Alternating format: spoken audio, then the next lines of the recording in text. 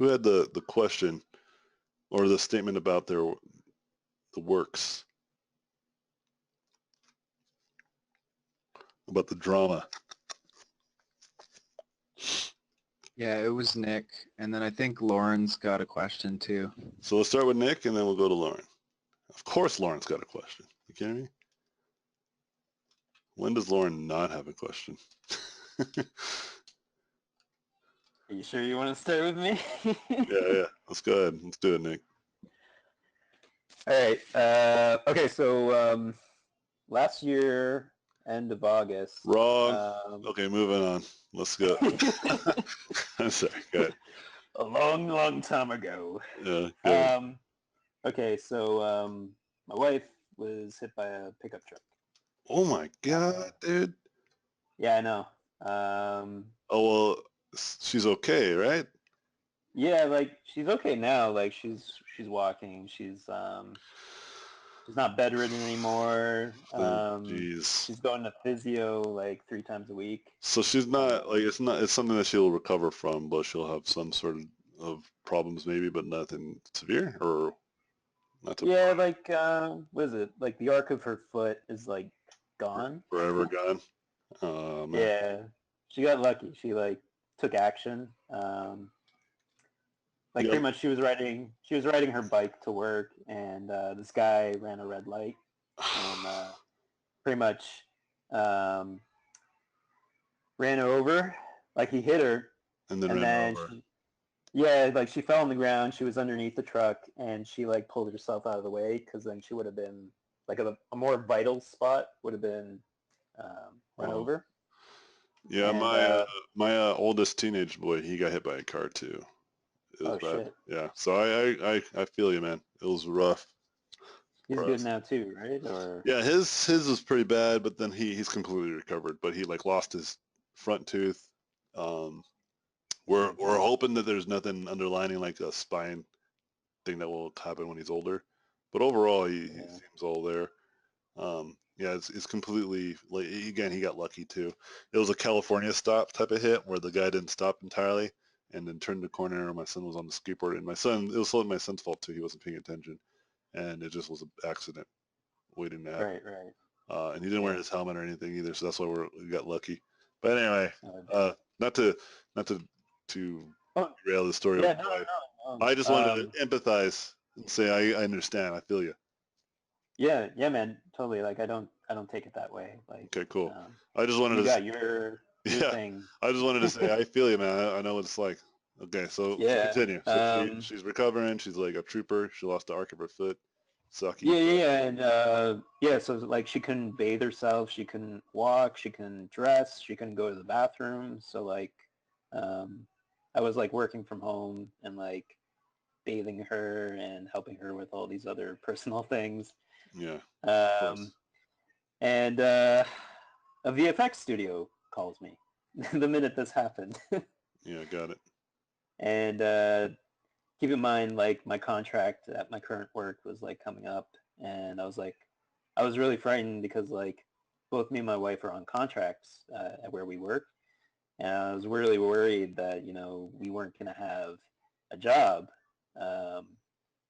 So the studio contacts me and they're like, hey, we got like a full-time, position for you. Are you interested? And I'm like, yeah,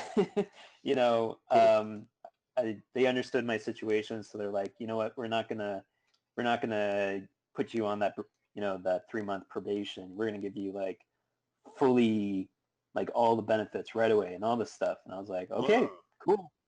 And like my current studio, they were like beating me around the bush, telling me like, oh yeah, there's going to be work and like all this stuff and like more serious work, like no more preschool stuff. And I was like, okay, but they never like told me any solid information, and it was getting close to my my contract ending. So I was like, you know what, forget this. This is an opportunity. I better take it. But the only thing that they told me is like I wouldn't be able to work from home, and that was really hard. So like I was like, okay, well, my father-in-law, he's retired, so he's like, you know what, we'll make it work. And I was like, okay, cool. So I signed this contract. I send it out, And I get into work the next day and I throw in my, my resignation letter. And right away, they like pull me into a room. They're like, can we give you like a counteroffer? I'm like, sure. Like if you want, like, but you gotta like know what's going on and why I'm taking this opportunity. Mm-hmm.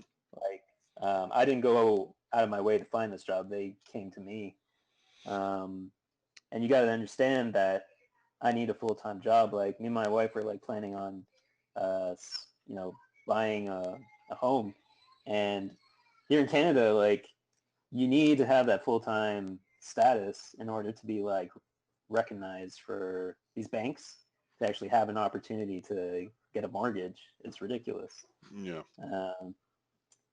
And so they're like, okay, well, like, how much time do we have? I was like, well, I got another phone call with these guys in 2 hours,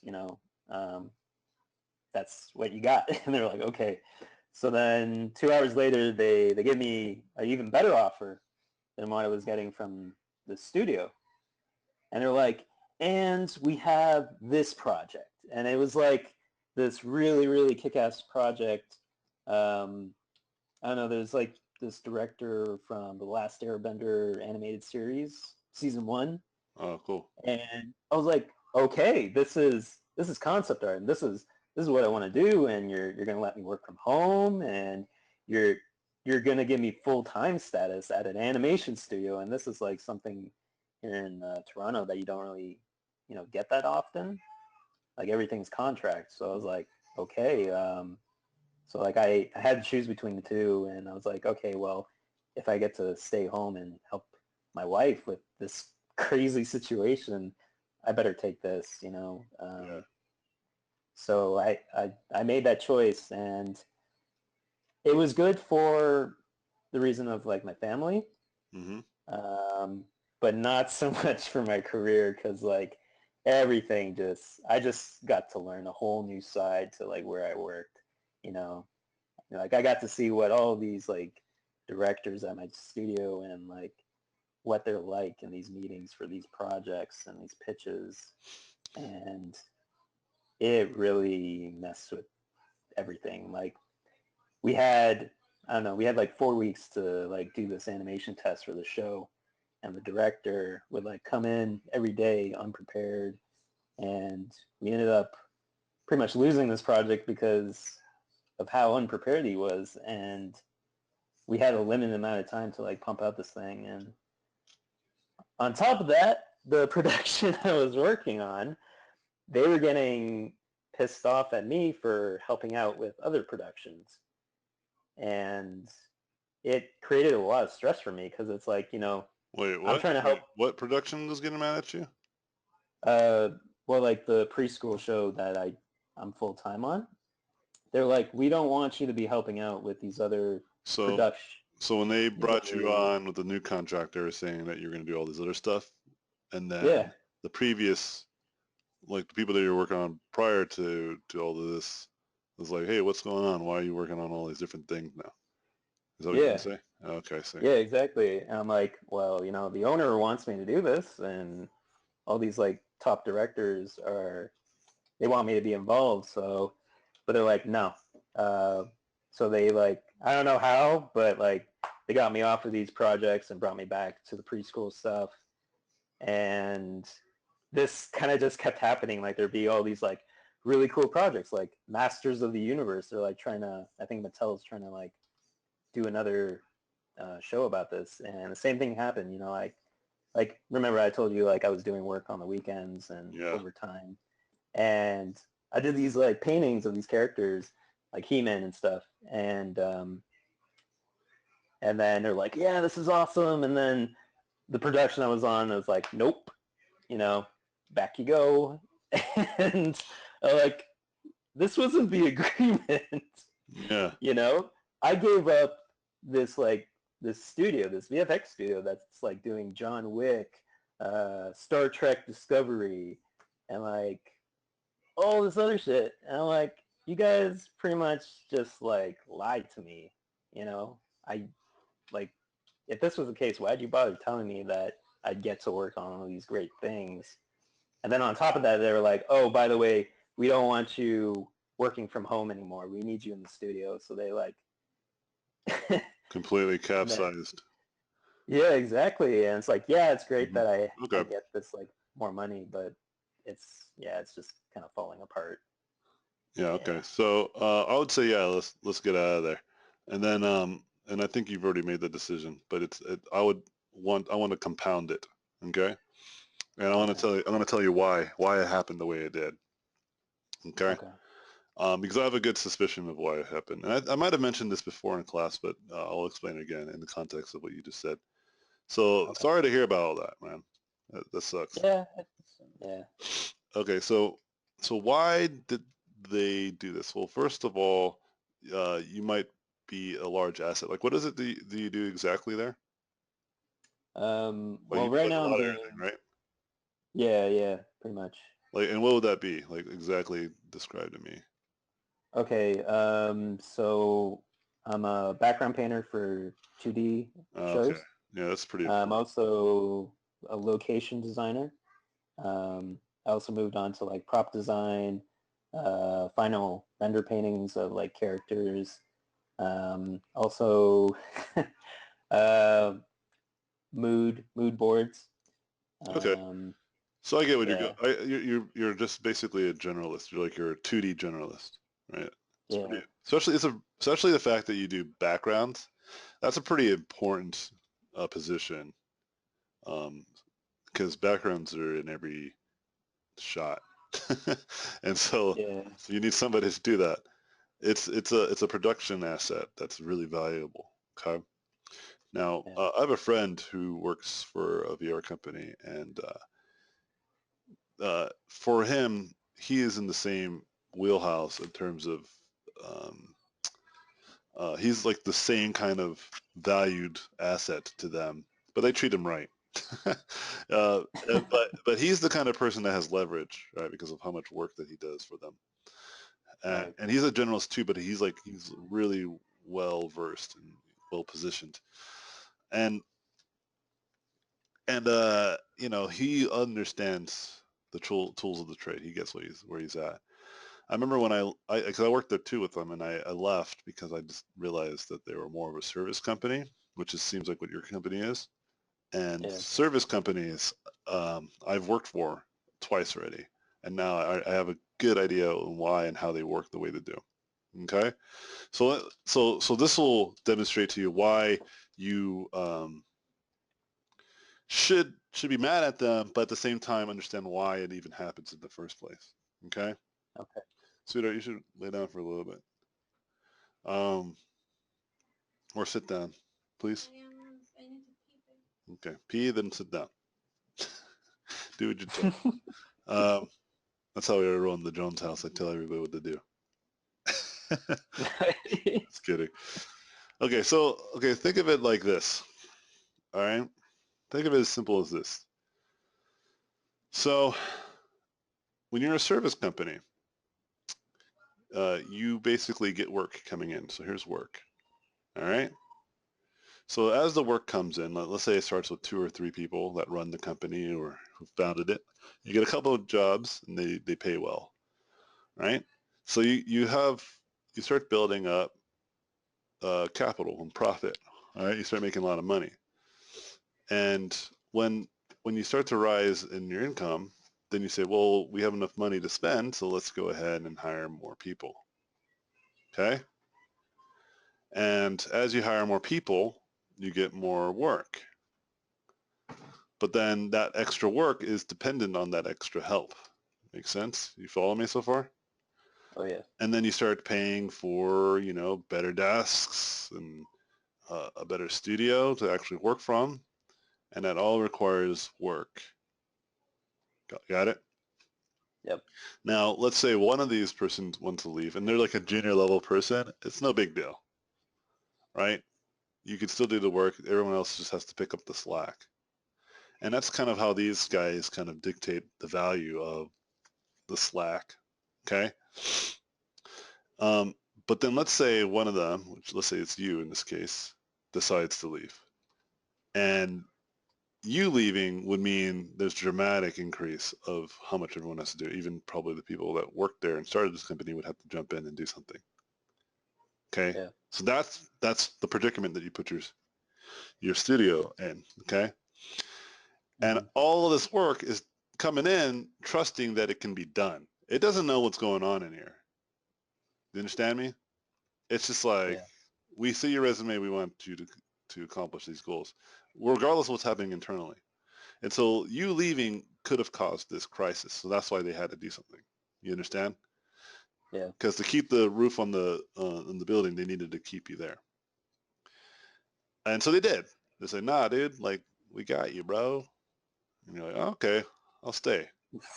And so then, everyone's relieved and gets back to work.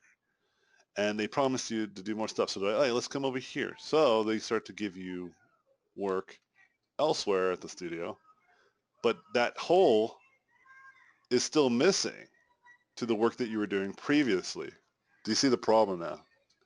Yeah. So although you're still in the studio, and although they felt that they may have solved this issue, to keep the promise to you, um, they had to pay you, right? And to do also make you work from home and do et cetera, et cetera.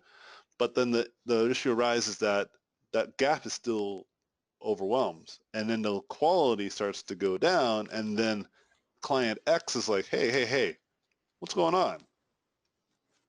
What happened? Yeah. Because those are your real bosses. As much as these guys say that they're your boss, they're not. Yeah, that's And true. that's why I stopped working for service companies, because they don't work for themselves. They work for other people. It's like it's like if you worked at like a Gap and your manager has a manager, right? Mm. And the assistant, like, okay, yeah, assistant manager is the one that's like telling you to do stuff. And then you tell your assistant manager you want to leave. And then assistant manager's like, no, no, no, wait, and gets you to stay somehow, promising all this grandeur. And then the manager's like, hey, why aren't that section folded? And that was your section. And because you Yeah. promised, you were promised to fold only khakis, not sweatshirts anymore. and and they're like, no, we need the sweatshirts still folded. Someone needs to still fold those sweatshirts.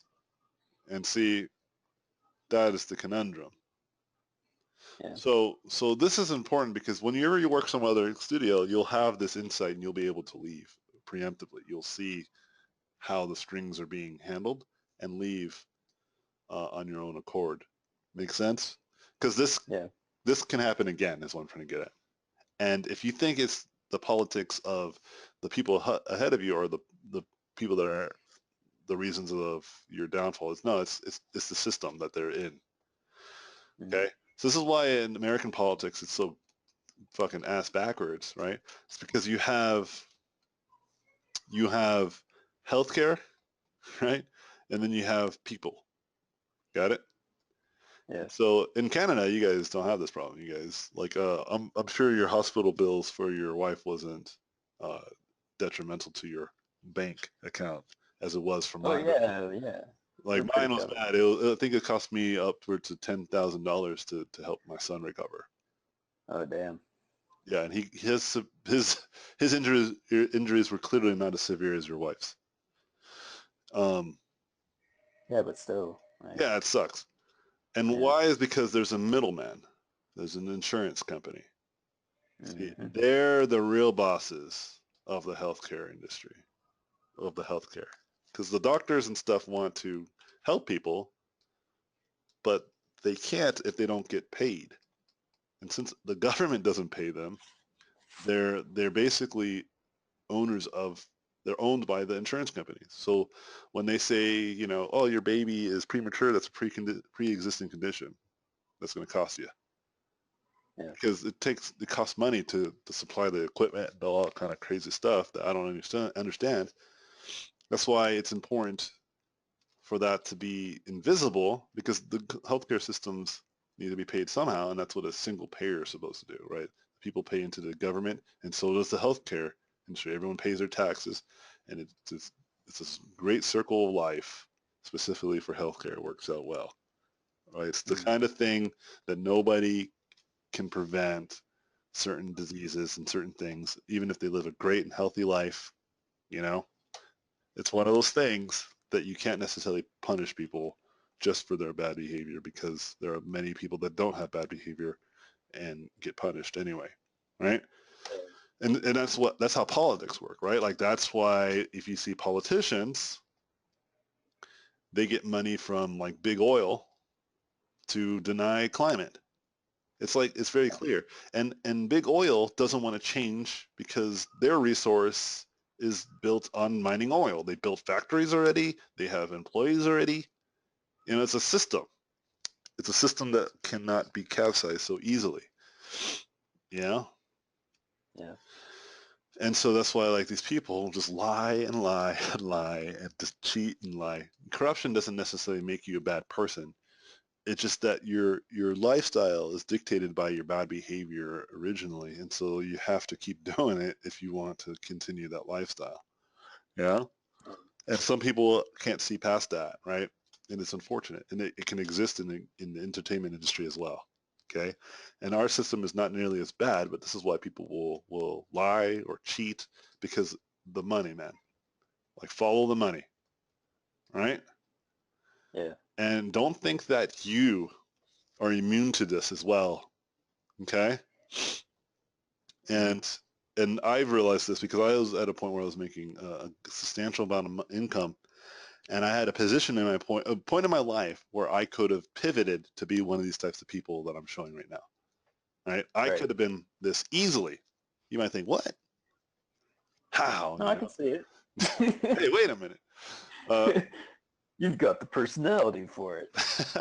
yeah, I'm a very outspoken, assertive, charismatic person. That's totally what you need. I have all the right recipes to be that type of person. And I almost could have been. And I realized, this is the moment where people turn. And the reason why I don't think I did is because I didn't make a lot of money. Do you hear me? There's a difference between, let's say, $10,000, $20,000 versus Mhm. 200 to $300,000 versus 3, 2 million. You know what I mean? The more Yeah. money you make and spend, right, the more likely it is for you to get corrupted. Not always, but because Yeah. because think about it. These guys don't have like $1,000 problems, right? These guys probably have hundreds of $1,000 problems. You Oh know? yeah, for sure. And so this is why they're gonna lie and cheat and treat you like shit, because they can't Yeah. afford not to. Do you hear what I'm saying? Yeah. And so it sucks, and that's the system. You have to understand it. Fight the machine, right? And so, Yeah. so yeah, find a new job. Understand. Look out for the symptoms. Okay. And another thing, why your director might not be prepared. There's another thing to keep in mind. When you own your own company or you own your studio, whatever, um, this will happen all the time. Where you think, once I make all this money and work all like towards this, I'll have more time on my hands. The opposite actually happens. More money, more problems. Okay. Yeah. And so I remember going in an elevator once with one of my bosses. Like I was going home, right? It was like 7. I was going home, and he was just going to get some food. Like, here's my boss. Here's me. I'm bigger and better than him. I'm just kidding. Not sure why I drew myself bigger, but he is literally bigger than me. But we're going down the elevator, and small talk with my boss. I was like, hey, so it's like, so you heading out too, bud? Yeah, I assume because it's late, right? And he was there ever since the morning. And he's like, no, man, I can't. Like, I've been in meetings like all day. I feel like my day has just started. I'm just gonna go get an energy drink and come back up. And I'm like, huh, I don't miss those days, because I also had that same predicament when I started Robotpencil. I originally had like a studio, I had some staff, and this is kind of the instance I was talking about. Like, it was overwhelming. It was actually harder than I anticipated. All things are hard, but I realized this is something I didn't care to progress in, because I like teaching people, and I like helping and owning my own things, you know, Right. but not the cost of putting other people at risk, you know? Because if I make a mistake, I don't like that other people are potentially affected by that. I only like that I'm only affected by it. You know, it's more Yeah. manageable. I can manage my own feelings. I can't necessarily manage others. I can manage my own income flux. I can't necessarily manage others. You know, and I'm Yeah. sure I could have, but it's more responsibility than I wanted. I just want to make stuff and teach stuff. That's pretty much where I stand. You know, and so I worked very hard to get on the opposite of that. And that was the turning point for me. And I told my colleagues, I said, look, studio, I'm going to shut it down, but I'm going to give you guys a month. I'm going to pay you the whole month. You guys work your ass out. You don't have to work at all for me this whole month. Just use the studio to make your portfolio and, you know, find new jobs. Yeah. Because I realized it sucks. And like I said, I was in a bad position and I could have flipped and I could have made them work for me and try to make some money and just kind of grind through sleaze-like. But I realized it was only going to get worse and I didn't want to go down that road. And so I didn't. Yeah. And so, and I used to work 12-hour days when I was doing that too. I was working so much. It was crazy. And so then, you know, when we were going down this elevator, he told me that. I'm like, yep, yep, yep, yep, yep. And so sometimes these people that are in charge, they just kind of want to like relax. And so that's Yeah. why sometimes they seem like they don't do shit because they kind of like, when is that time where I don't do shit anymore? When do I stop doing shit? I've made it, right? And here's the secret, guys. The secret is that will only happen when you decide to make that happen. It's not given to you. Just like having a great career is not just given to you. So also being able to work less and work where you'd like to work or work on the things you'd like to work on, you have to earn that. And it took me 2.5 years to get to where I'm at now, where I work from home. I'm in a position where I'm working art director on this project, but I can leave at any moment, at any time. I'm working on it specifically because I like it, not because of the money. The money is great and it's nice, but I don't need to. I can just teach one more class and then bam, substitute all that missing income. Literally, Yeah. that's all. Or make 2 more videos a week instead of 1, right? Bam, missing income, saved. But I just like to work on stuff. I like to be an employee on different projects. You know, I like that. But on Yeah. my own terms, kind of like what you're hoping for. And so keep that all in mind, yeah? And Yeah. this is what I've seen in the industry, and I see it perpetually.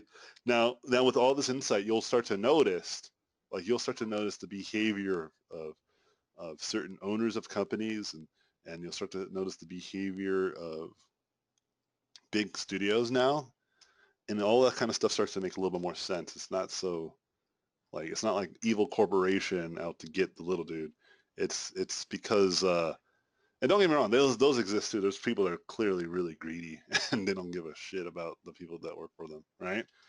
But on the real, how does that even happen? And it's because of that. Like this, there's a reason why Chris Metzen retired at such an early age. You know, he still had at least a good 30 years in him to make more epic games at Blizzard, but he left. Why? Right. And hopefully what I just told you gives you some insight why. He's just probably just tired of working all the time.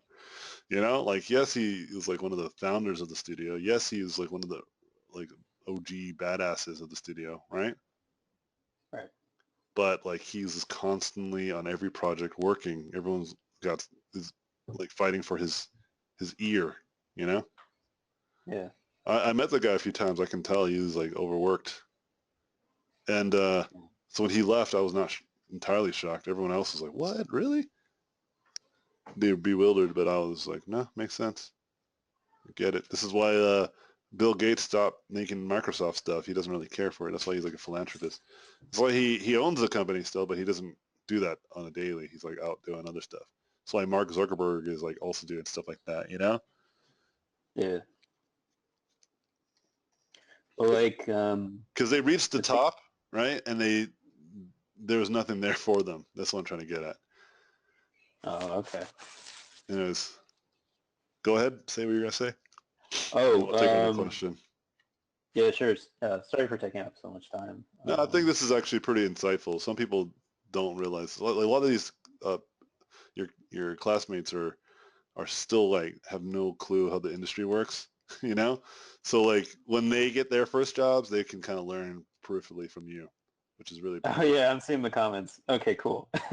No, like I didn't know any of this stuff either. I had to learn the hard way, like you're learning.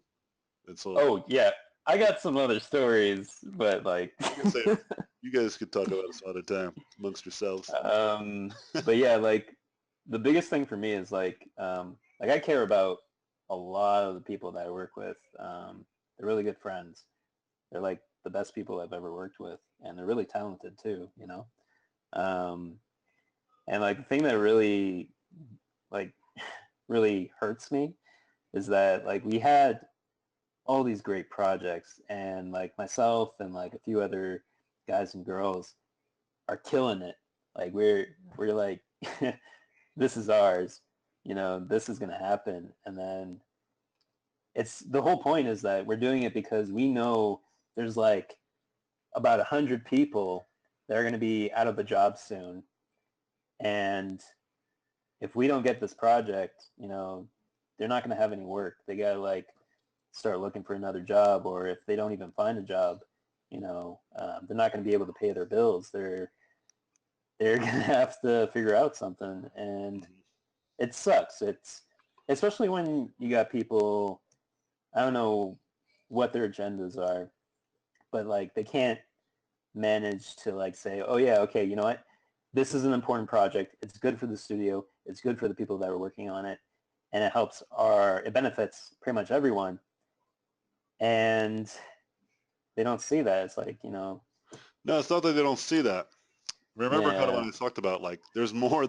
It's probably because they realize they can't afford to do it. Although it could bring more money in, they necessarily can't take that gamble, right? They have yeah. to stick to the projects that keep paying. You know? Yeah, see, that's the thing. Like the projects we have, it's like they're paying the bills. And I get Yeah. that. Yeah. But it's just like, how long are they going to pay the bills, you know? As long as those guys keep doing it, man. You know, Yeah. that's what I'm trying to get at. Like, let me explain to you when and how service companies potentially get out of service by going into debt. That's how they do it. Pixar was a service Mhm. company for 5 years until they made Toy Story, and they were in debt those 5 years Oh, damn. because Steve Jobs kept putting money in though, and he was like, "Nah, 3D animation, the future, dude." And they're like, "We're glad that you believe in us, but it seems like nobody cares." He's like, "Nah, shut up. 3D animation, the future. Let's make short films. Okay, great. We did that. All right. Let's make a shorter film, like a little longer, shorter film." And it's like, you know what? Disney says, why don't you just make a feature? All right, let's do that for 2 years.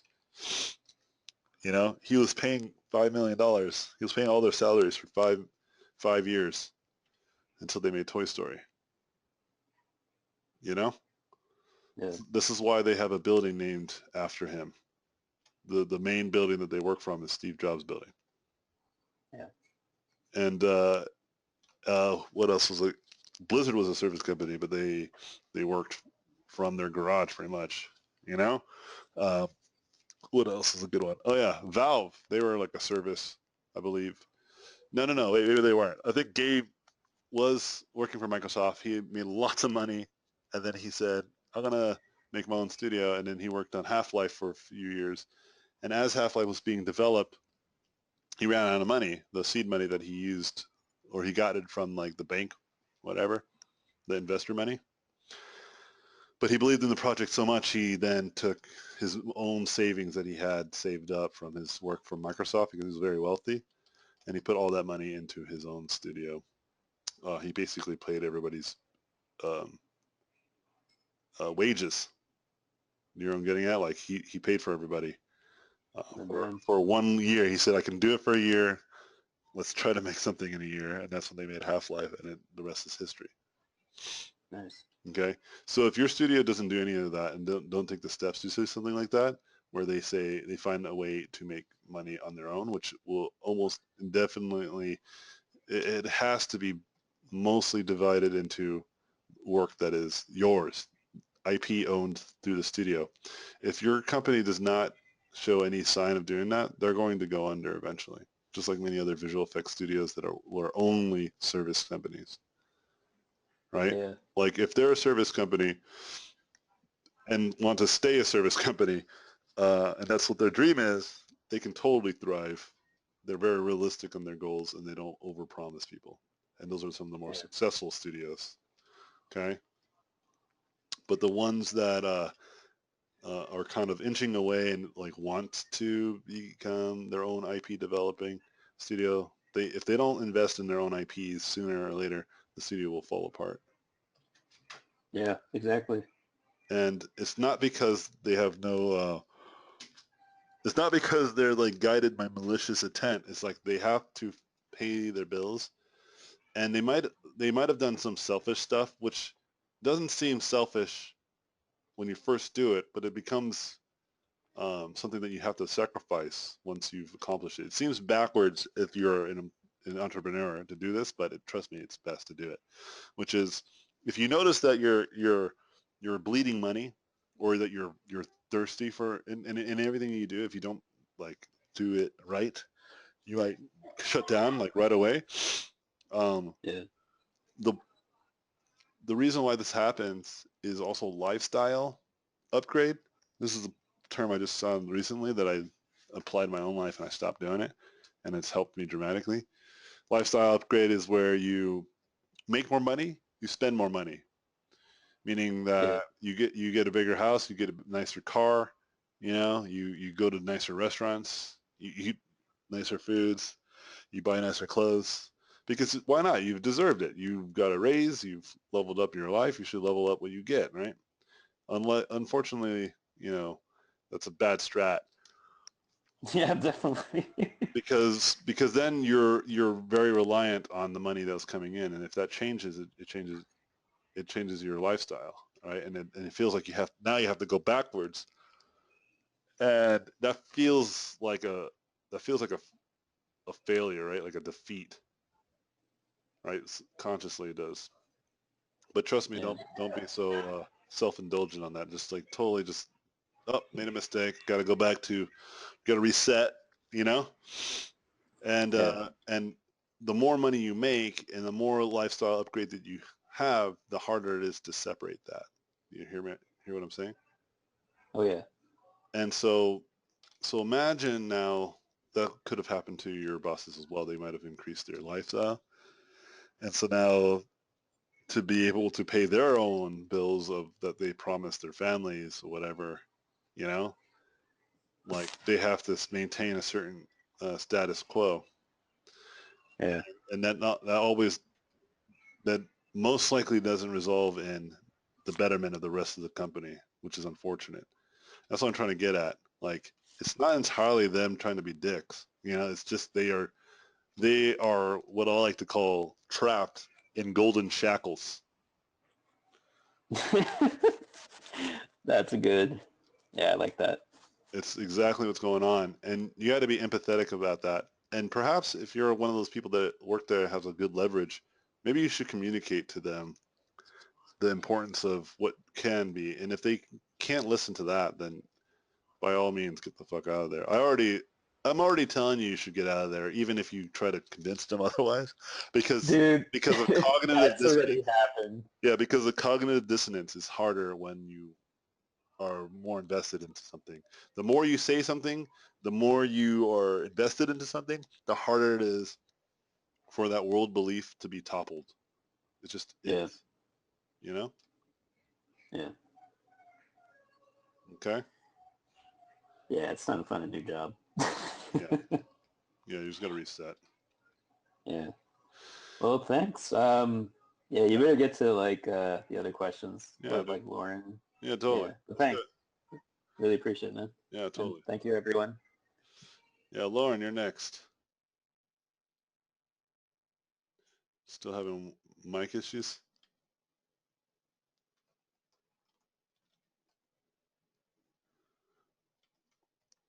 It's all good. Go ahead and ask your question, home slice.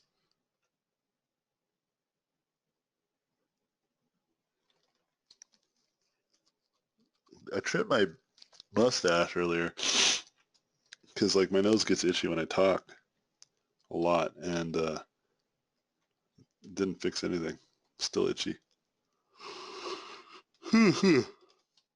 So is your advice to take a break from a piece when you feel frustrated and stuck, which I do, and it helps, but what about when you're in a studio and can't just walk away from for a while? No, you can walk away for a while. Like, don't like go home and like take a nap or something crazy, which I actually would encourage if the studio allows you to take naps. Um, but getting up, walking away is a really good way to get your mind to reset. And by all means, yeah, get up and walk away. I, it's actually harder for me to answer this question because I am persistent, meaning that I don't let something as silly as my biology get in the way of my growth. And I know that's not the best of advice. I actually would advise to be a little bit more um, reserved, a little bit more reasonable with yourself. But like I generally am like, if I'm like stuck on something, I will dream about it, Like I will think about it all day and I'll just be like, how can I solve this goddamn problem? And I'll like look on my phone and I'll like look on every website and nook and cranny until I have a solution. Uh, but what I'm trying to get at is that I don't necessarily have the best advice for this entirely because I don't necessarily myself take breaks in that regard. Like practically, I don't do that. You know, I just I take a break because I'm just tired. I don't like. It's not like after I'm done with this, I'm like, oh, let me just walk away from this and come back and look at it. No, I'll just keep painting until I think it's not fine and I'll move on, right? Or I'll work on a thing. Like so, what I've gotten really good at for myself to tame this beast that lives inside of me is to make lists of stuff to do in the day and just be happy with it once I'm done. So that way I don't overwork. And I've gotten really good at that in the last few years. But from what I hear, getting up and walking around is a good way to reset your mind. Scientifically speaking, there's evidence that demonstrates that if you walk in from one room to another room, it's a complete reset of your mind. It helps.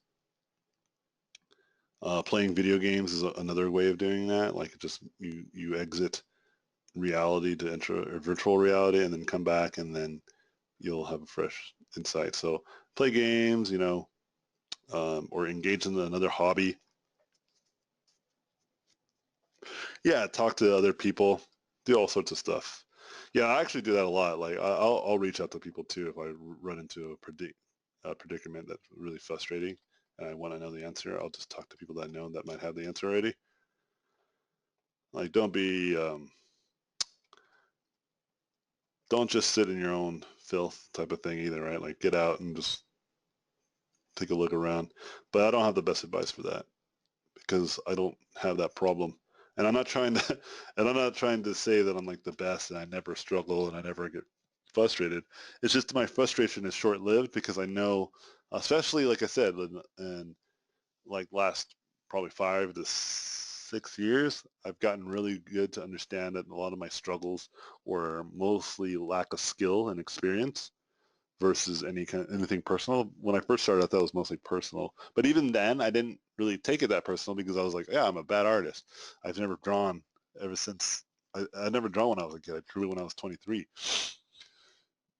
And so I had a very objective point of view about my skill. I didn't have any subjective point of view, meaning like I wasn't raised with everybody telling me that I was the best artist or anything crazy like that.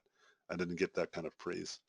I got it with music, and so I can see myself being subjectively uh, like confrontational if someone critiqued my music, right?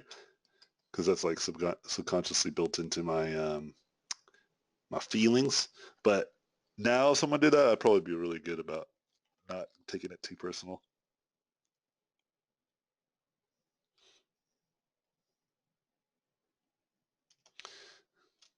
Yeah, but yeah, getting up, you can totally get up. Like unless you're like a slave shop, then maybe you can't. But if you can just like get up for 15 minutes, that's not, no one's gonna freak out. Lauren got up. She's taking a 15-minute break. Shoot her. No, that's not gonna happen.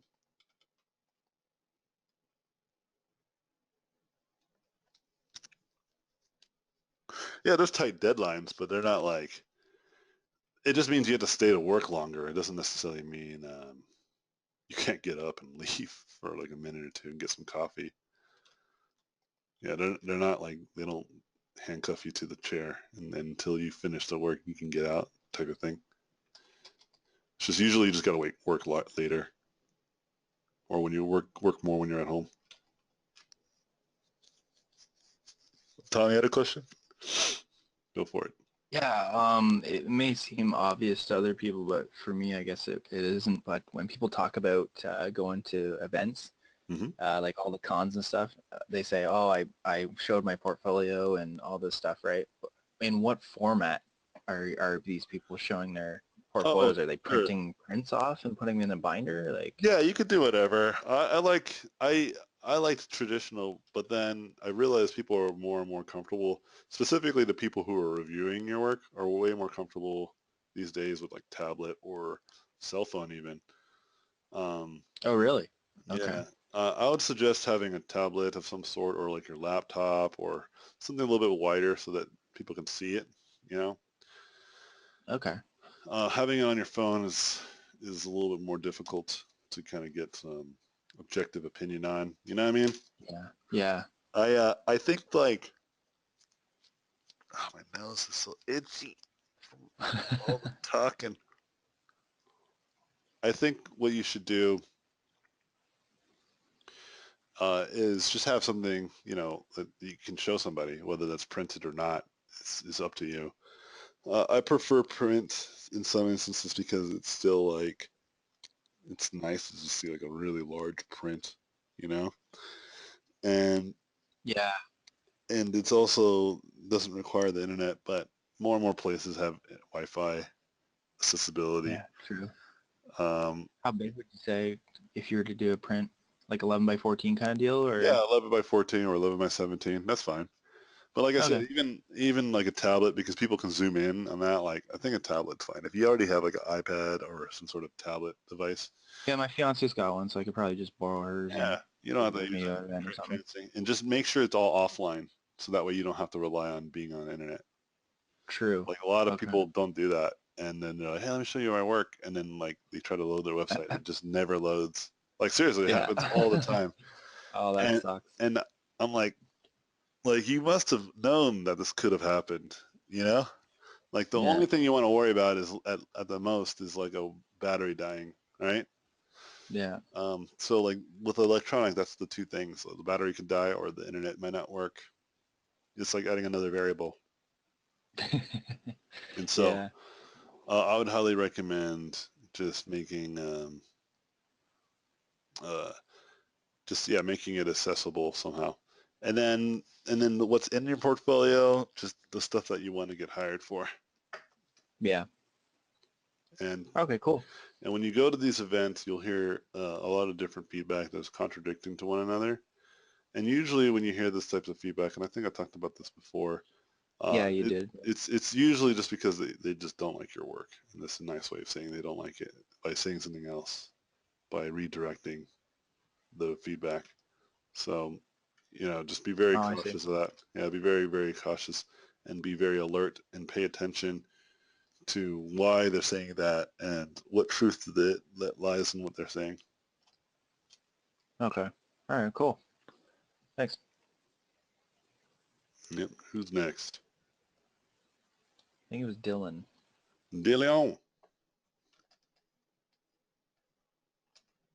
Hey, so I know how you're making a game, or well, planning on making games. Like, I don't know if it's for like career or just like hobby and both. But um, oh, can you hear me by the way? What? Yeah, I can hear you. Just listening. Okay. Um, but like I know, like I'm in like a college, and the only class I have is my thesis class next year. So I really want to make a kick-ass like project, but I actually want to develop it into a medium that people can interact with, like to show my designs, like kind of like you did. Cool. Um, but I actually kind of want to make it into a game, So I don't know do you think that's a smart idea? Like, for people, professionals viewing it, would they care that I can like implement it into a game? Like that I know how to do that, or yeah? That could be useful. That could be useful. I don't see why it wouldn't be. But here's my only concern. You got me loud on your speaker. Turn me down. Oh, true. Oh, Turn me down. Thank you. I don't like hearing myself talking to myself. yeah. Okay, so the only point of contention would be quality. Like whatever you're doing, try to increase the quality of it as well. And so if you are trying to showcase your work interactively, but sacrificing the quality of that work, then I would suggest to you don't do it. But if you can maintain the quality and also do something really creative and show your work in a creative way, by all means do it. But you have to be very understanding that it's very, like all this stuff is very difficult. For instance, when I was working in Unreal, it took me like 7 months to be really proficient at it. And I'm not that proficient, to be honest. I was just reasonably good at it. And it took me like a month or two to even get able to like just really up and running in that software and to make it work. Play Canvas has taken me about a month and a half, probably, maybe 2 months. I haven't been keeping track, actually. I should. But I've had all that training before with Unreal, and Unreal had a lot of similarities, okay? So a lot of that stuff piggybacked onto what I'm doing now. So now I'm just learning JavaScript and HTML, but I'm like actually trying to learn it. You know what I mean? I'm like knee deep in JavaScript. I learned it quite a bit, and now I'm onto HTML to learn some HTML. You hear what I'm getting at? And all that is taking me about a month and a half, and I can only make something. I can definitely make something interactable and show my concepts in a really interesting way. That's actually not too difficult. But yeah, I mean, overall though, my point is that if you want to do something like that, you can totally do it. But if you want to make a game, like you have to understand that's very, very difficult. That like if you're gonna do that, then that should be the only thing you do. Okay? And my advice on making a game is work on one mechanic and one mechanic alone. And that's it. And just expand upon that one mechanic until you just sharpen that blade and then move on to the next game. Because that dance game thing that I did, like for instance, it took me about like an hour, I think, just to really figure out like how to hide the interface, like I mentioned earlier. And I'm not even doing it the way that I want it.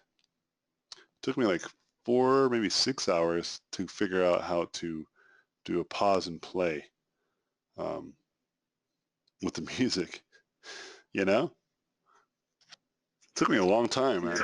And it was just pause and play. It was something that we do all the fucking time. And I'm just like, how the hell can I do this in the software? And it's really simple once I figured it out. I was like, oh, duh. But it helps because I had to go through, like it's actually probably more like 10 hours because I went through JavaScript training and that all that training correlates to what helped me, you know? Yes, I wasn't necessarily learning how to do pause and play in my training, but what I learned there applied to when I went back into the software and started going in there and figuring it out, you know? I'm starting to be able to read the code now, right? Like I'm like looking at other people's code and I'm like actually able to decipher it. But I've been watching this guy called the Code Train, um, where he just like does these coding challenges, and I just try to follow along. Like I actually have no clue what he's doing, when I first watched him, but it was riveting. And then now I'm watching him again. I'm like, I know kind of half of what he's doing, but the other half is still substantial. So I'm like, I need more information. I need more knowledge. And so then I bought a JavaScript book that's like over 400 pages. I'm planning on reading it page by page. And then I got an HTML and CSS book that's also about 300 pages. And I'm going to take all the JavaScript courses on, all JavaScript and HTML and CSS courses on Code Academy. And I'm going to take all of the solo learn courses that are also free. I'm going to basically take as many free courses as possible. And I'm going to just keep looking at that CodeTrain guy because he has his own free courses as well. But what I love about the CodeTrain guy, and I'm saving him, he's kind of like my dessert, is that he like gets into the nuances of why you should think of the code a certain way. If that makes sense. It's kind of like the Anthony Jones of coding, if that makes sense. He like gets into the philosophy of like the thinking behind the programming, which is algorithm based, like thinking of the actual equations and how to solve it. And I just need to find more examples like him to help me along.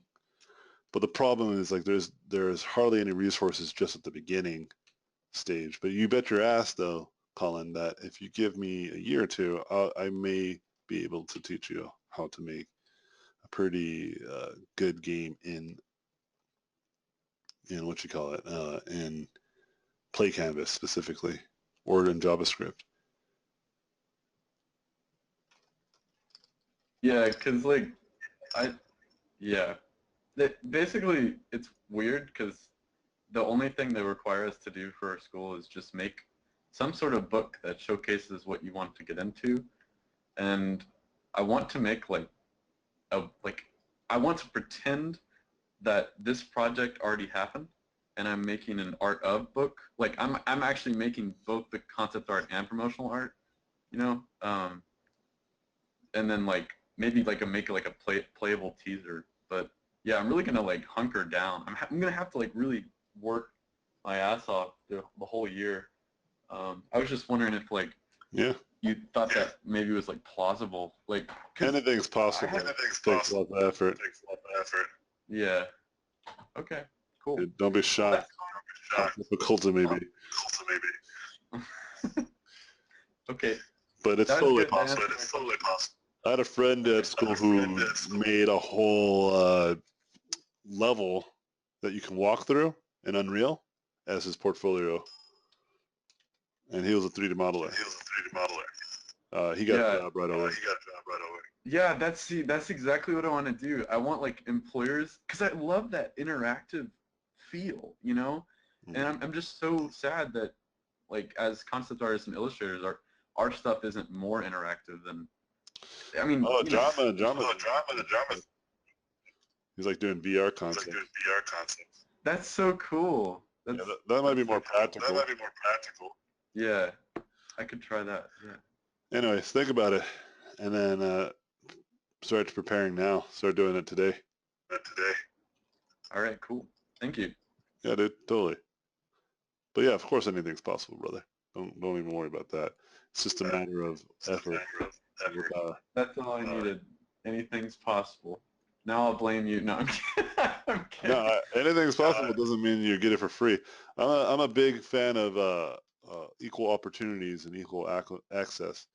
Like I'm very conservative in terms of the way that conservative people think about people and their work. Like you should deserve what you earn, and in a hard way, like in a very hard statement. And I believe that too. Like this is how the real world works. Yeah. But at the same time, I also believe that education should be free, and I believe that what you call it, education should be free, healthcare should be free, lots of things should be free, because these will give people equal access. Because then it won't be a bottleneck of price, like if you can afford it, because that's not technically free.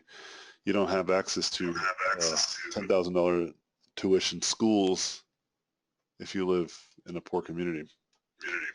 And if all the best education only exists there, that's unfortunate. So you're creating a perpetuating death spiral for the community. It sucks, and it's what's going on in the States and not just the States, a lot of other countries do the same thing, except for Sweden. And that's why Sweden's kicking some fucking ass, y'all. They have like even a base pay, meaning that even if you don't work or go to school, do anything, you get paid straight out of like every month, and it's enough to keep you alive and have a place to stay. It's not the best place, but easy access again, like an equal access and equal opportunity. It means that although you're dirt poor, you don't work and you don't do anything, you only have the minimum that society has to offer to you. But it doesn't mean that you can't go to school to change your life. It doesn't mean that you have to worry about having somewhere to stay. You know what I mean? Like you can totally have a place to stay and all this stuff, and not worry about that. You can go and work towards having a better life. And what that does is that people tend to do that. People like my son, for instance, like he has like free living and all that stuff, but he's finding an opportunity to try to get past all that because he feels kind of like a loser when he doesn't do anything, right? And so that just happens, especially if he doesn't have to worry about health and all that stuff. He's not addicted on drugs or anything, you know? And he's a smart kid. He went to school that educated him to those opportunities. And what it does is that it puts that person into work, and that person starts to work and spend money, and that money goes back into the government and gets taxed and so forth and so on. Nah, I mean, Yeah, there's actually a New Yorker article that you probably find really interesting. It's talking about how automation will force the United States into a basic payment system in the next 10 years. We can afford it already. Yeah. Stop dropping bombs on other countries that don't deserve to be bombed. And then we got to stop spending money on, or we got to stop giving tax cuts to the filthy rich. You know? Yeah. We do. We just got to stop. We have the money here in the States. Like I heard that if you took all the tax cuts that they're going to do with this healthcare bill that the Republicans are trying to pass right now, it has to go to the Senate. It's not going to go. But if it did, that money that they're saving, those billionaires and millionaires, is enough to pay every able-bodied American $18,000 a year.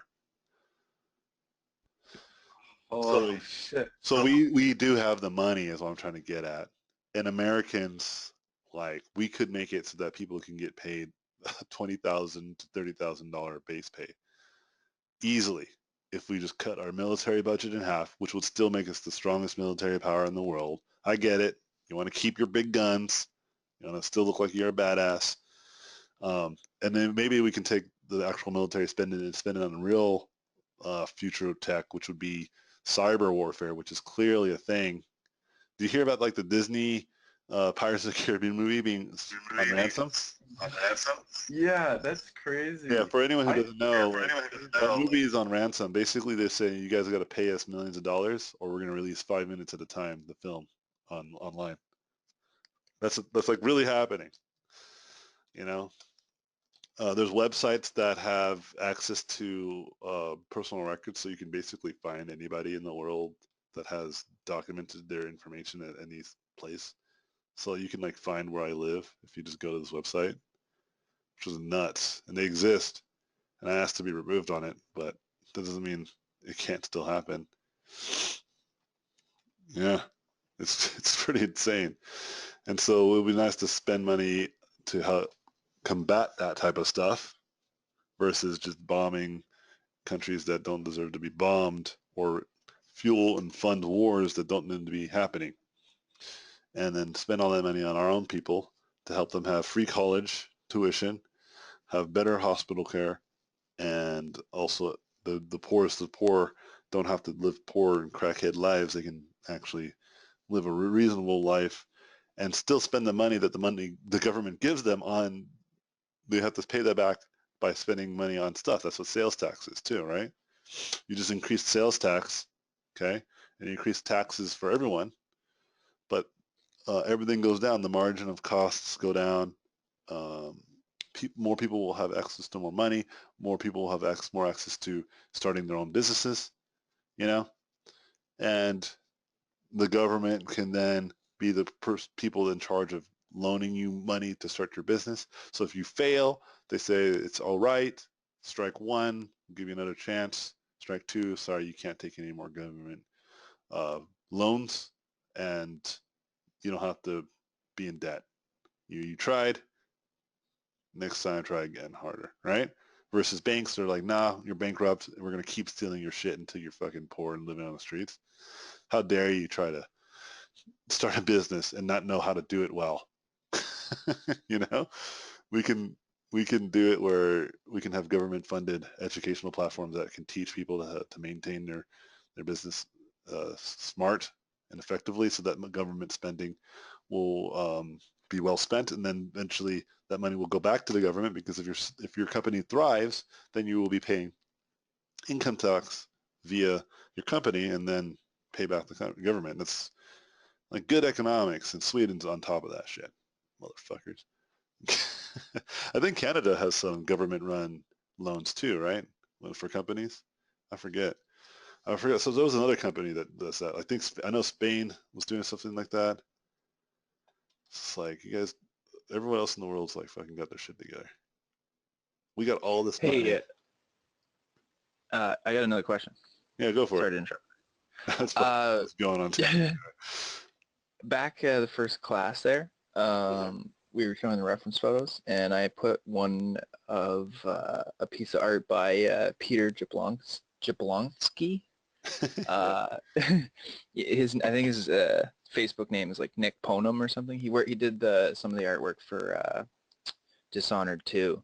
Yeah, I gotcha. And I remember you said, because I follow his work pretty closely, like I really love his dark, gritty style, and you said, I'm not even going to get into the reasons why he's awesome, because you said you would just like go off on a tangent, and I'm basically asking you to pull up a piece and tell us why it's what makes his artwork so awesome, because I can see it, I just can't put words to it, like. Well, why don't you try? All right. Why don't you Pull something up try? here. Hold on, just a second. Also, I really love Derek Stenning's work, especially because he's Canadian, but yeah. I don't know if you know his work, but...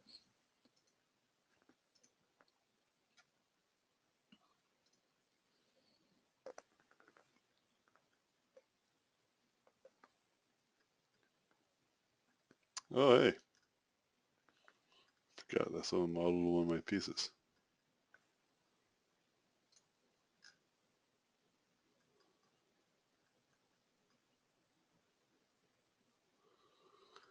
I thought I liked one of his works recently. I did. There you go. All right. So let's take a look. I mean, any one of these will do, but let's take a look at one of my favorites. Yeah. Yeah, he's just so awesome. And he blew up quick, too. I emailed him a year ago to ask him, like, what I could do to improve, and he's just like, you're doing fine. There was like a little bit of a language barrier there, but he's like, you're doing fine. Just keep at it. Well, Study anatomy. Yeah, he did this like 3 years ago, so I don't know. It's just relatively soon. But anyway, this is one of my Yeah, this favorites. is for Centipede Press, yeah. Okay, so um, so why do you like this piece? um, well, I like his use of texture. Mm-hmm. I like the composition. Mm-hmm. Um, the contrast as well. How it's dark, like darker values kind of in the center, and then really bright off to the left. But then also his torso and his arms are all a really light value, and it draws your eye into his body language, Yep. I guess. And then shapes too. I like that, like I think this is a boat, right? Like it's a dark, or like an old, maybe a ship that he's standing on the end. Mm-hmm. Yeah. But yeah, like all of the lines to the sail go into his body. And then like all of the shapes at the front, like looks like shields, like metal kind of shields, the front of the boat kind of all point up towards him too. And a lot of the stuff that I'm noticing too is like just because you started saying shapes, like um, what else? I don't. He just has this thing about the way he draws people. Yep. They're so like disconnected or like just dark Uh-huh. and but what makes them dark, I guess, is what my question is. Like Well, he what do plays you with think? anatomy a little bit. What do you think it is? Oh, it just racks my brain. Like there's other pieces that I think I like a lot better that um like that he did for Dishonored, Uh-huh. Let me see. but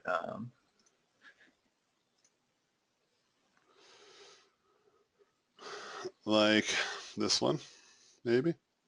he yeah, this one's really cool. So what about the person is it that you liked that makes it feel dark? What do you think that may be? I think like I think the anatomy, I think it's the way he styles his anatomy, but then he throws in these like textures, like really gritty, like gross, like just old skin Uh-huh. or something. And then there's all this discoloration and stuff. Like you can see into the flesh. Yes. And then there's like the bone, like the way he makes his fingers like all really gnarly. Yeah. Like he really pushes the gesture of the hand, and then like the expression on his face too. He's frowning, kind of like looking down and like but up at you at the same time. Like his Yeah. head is down, his eyes are kind of up. Yes.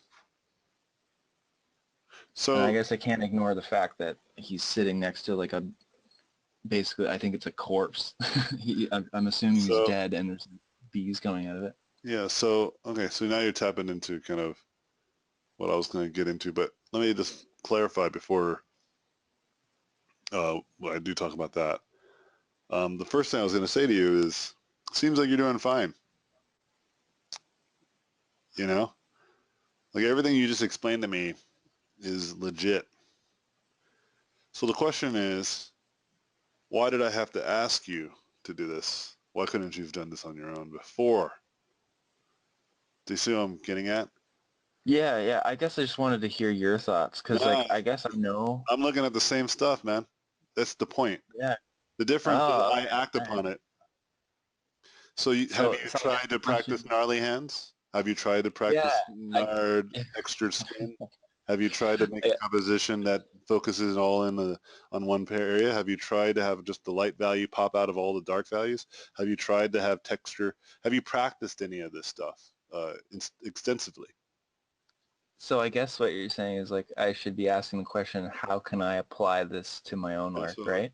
It's not enough just to look at it and understand why it's awesome. You have to also apply it. Like I can tell you if you do 100 push-ups every day, you're going to get really good at push-ups. But if you never do the push-ups, you're never going to get good at push-ups, True. right?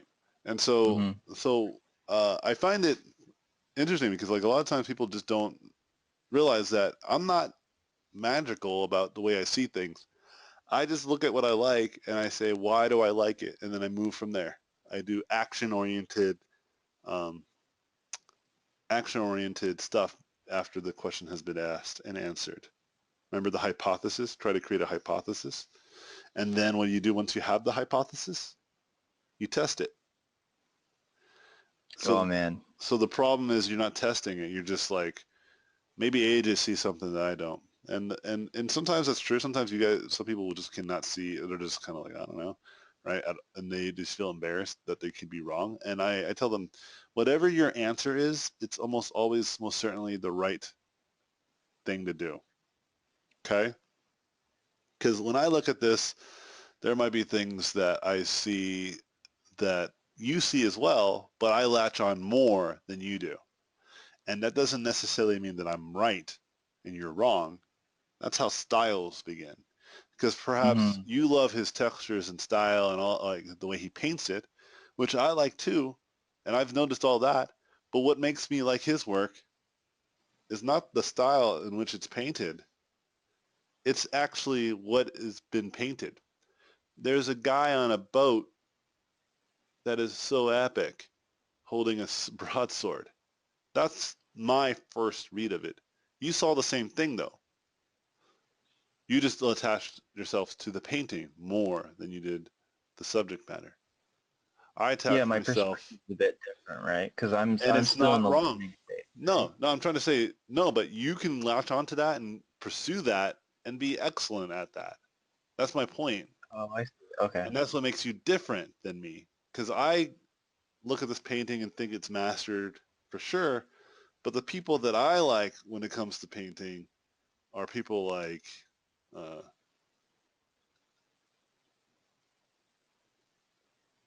I'll just spell his whole name,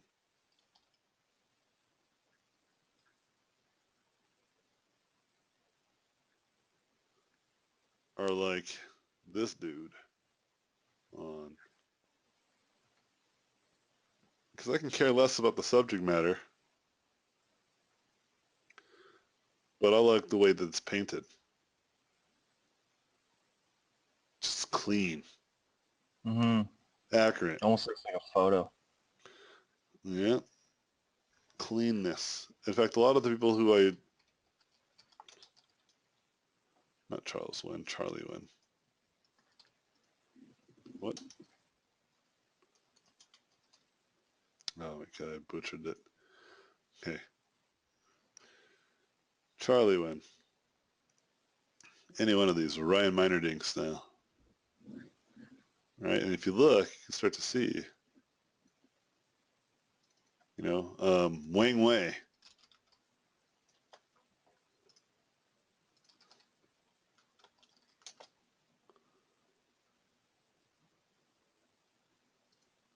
This is a fan art.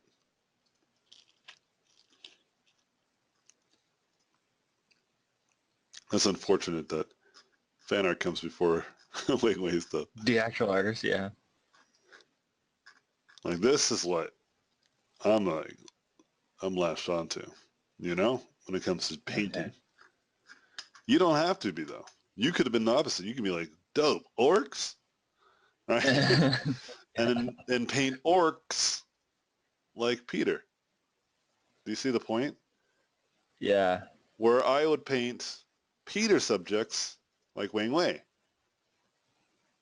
I see. And Okay. that's how you and I would be different, but also respected amongst the community. Make sense? So when I Yeah, that ask does. you to just look at it for yourself and ask yourself what you like about it, I mean it. I'm not trying to say that's a student thing. I'm saying that's how you make yourself an artist. And that's Okay. why you should make your influences unique to you. Don't look at just me. Look at whoever else impresses you. Yeah. Perhaps you're not a big fan of necessarily my painting process as much as you are of what I'm painting, right? Where others could be in love with the way I paint it. You understand? My Right, stuff right. does not Okay. look like Peter's, although he's a huge influence to me. But like if Yeah. you look at something like this torso right here, like you can see kind of where it came from, where it could have been Mm-hmm. evolved from, you know? Cool. Yeah, I'm gonna actually do exactly what you just said. I want to try and see if I can do that. Yeah, Just just like attempt do. his process.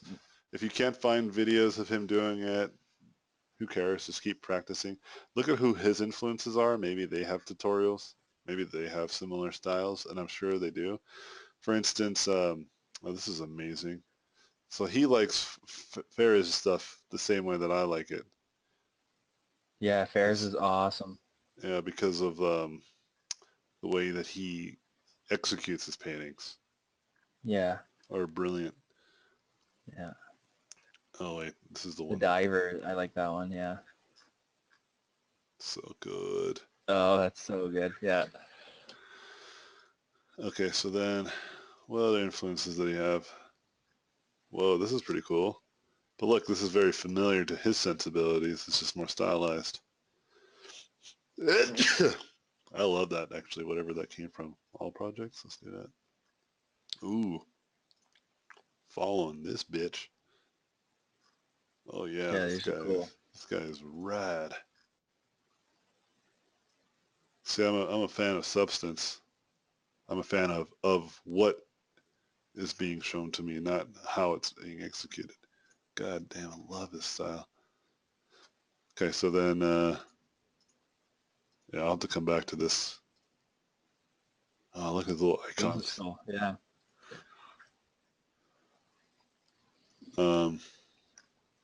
But there's his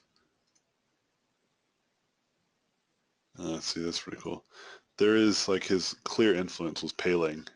He learned a lot from Paling. Paling's the first. But who did? Yeah, he's really good too. But then who did Paling learn from? I'm not sure. I'm surprised there's no Paling stuff in here.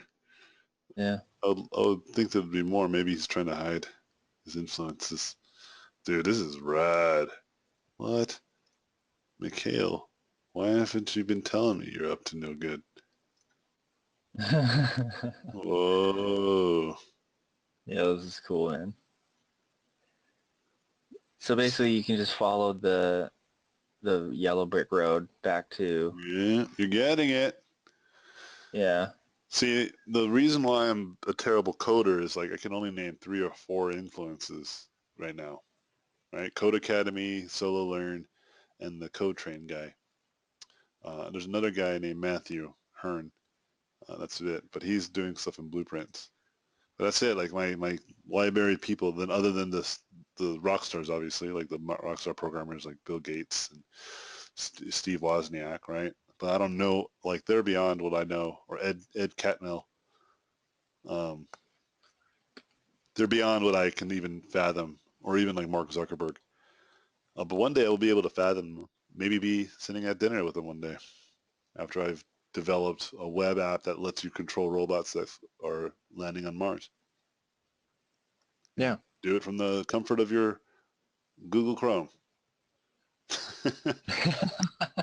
You know, I don't know. Yeah. I don't think that far ahead. I think I'm just gonna make this and then make the next thing. Because tomorrow I can get hit by a freaking pickup truck, like freaking Nick's wife did, and not survive. Yeah. That's true. It's true. It's very true. So, okay. Well, I gotta go, guys. I think my wife needs to go to the hospital, actually. Oh. Yeah, I think it's time. Time? Well, not necessarily, because she's been having headaches, and they said if she has a headache, we have to take her to the hospital right away. Okay. All right. Well, good luck then, man. Yeah. You Thanks guys, a lot, eh? oh, look, Fuse opened up. That crappy software. It's not crap. I'm talking too much trash about it. It's fine. Yeah, so I appreciate you guys. Thanks again for taking the class. It was a pleasure. Hope you guys learned a lot. You guys can always ask me questions outside of the class via Discord. I will try to respond as soon as I can. So obviously we'll never be as insightful or as in-depth as just straight up talking with me, but I do take care of you guys and try to help out, as best I can. With that being said, appreciate y'all. Have a good one. Still stay in touch with one another. Be friends. Stay friends and make friends in Discord and continue the conversation. With that, appreciate y'all. And if the baby comes, I'll let you guys know. You'll find out sooner or later, probably on the Facebook. But with that, peace. Thank you for watching this video. I appreciate it. Please subscribe to watch more in the future. If you liked the video, I would appreciate a thumbs up. If you like this content, you can go to my website, robotpencil.net, where you can find mentorships, tutorials, and a Patreon to get more exclusive content. Thanks again, and I'll see you guys in my next videos.